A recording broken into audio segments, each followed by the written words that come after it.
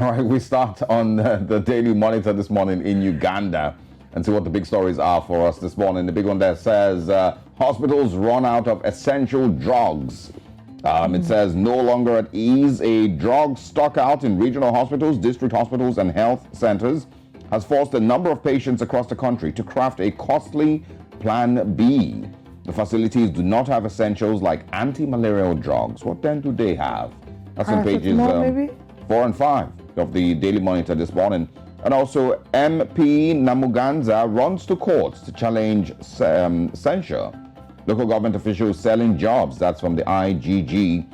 Also on the Daily Monitor this morning, NSSF inquiry puts Lyomoki in spotlight. And also inside government, opposition joint security meeting.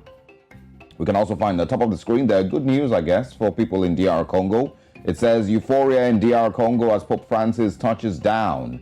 Of course, he's going to be on the continent for about 6 days, I believe, and will make a final stop in South Sudan before heading back to the Vatican. Those are the stories on the Daily Monitor this morning. Hopefully, they would heed the cry of the Pope or the voice of the Pope as he asks these regions to follow peace.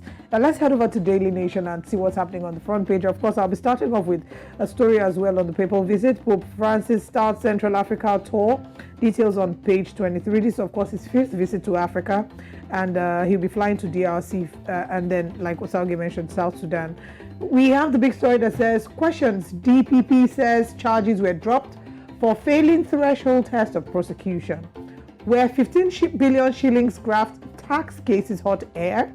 We can see some photographs of some men here, and above them it says they stood accused. Director of Public Prosecutions Nordin Haji is a man on the spot. He has presided over the withdrawal of several cases touching on top business people and government officials who are facing multi-million shilling corruption and tax evasion charges.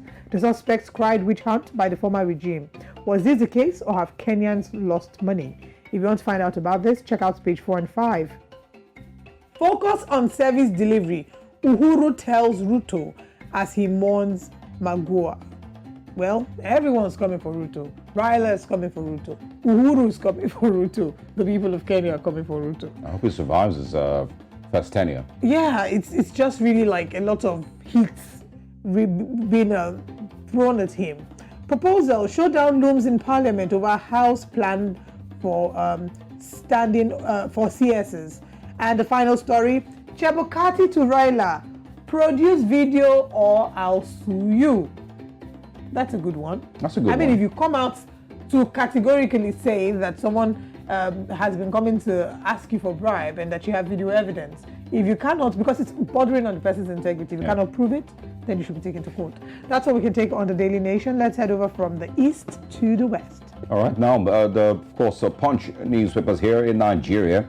It says, new Naira racketeering, EFCC to raid Lagos, Kaduna, Portharcourt currency hawkers on page 2. And of course, you know, it's describing the reality many Nigerians are facing.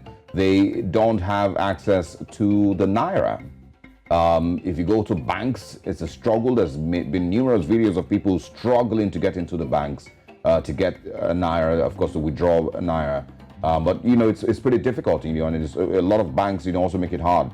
Even at the POS machines don't have Naira, so... I saw a tweet, someone said that POS machine collectors are collecting God's 10% because now they've actually increased their rate to 10%. So I was referring to the ATMs, you know, so if you go, POS, you know, operators, yes, and of course the ATMs also do not have cash. It's frustrating for a lot of Nigerians, and you know, of course, you might want to add the petrol scarcity to that frustration. NNPC, ADAX, and the 24-year production sharing contract. Also, reps dump 22.7 trillion naira loan request, OK 1 trillion naira borrowing.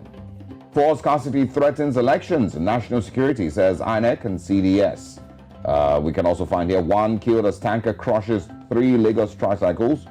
Protesters at Ekweremadu and wife appear in UK court. We can also find here LP governorship candidate and others boycott Obi's Yola rally.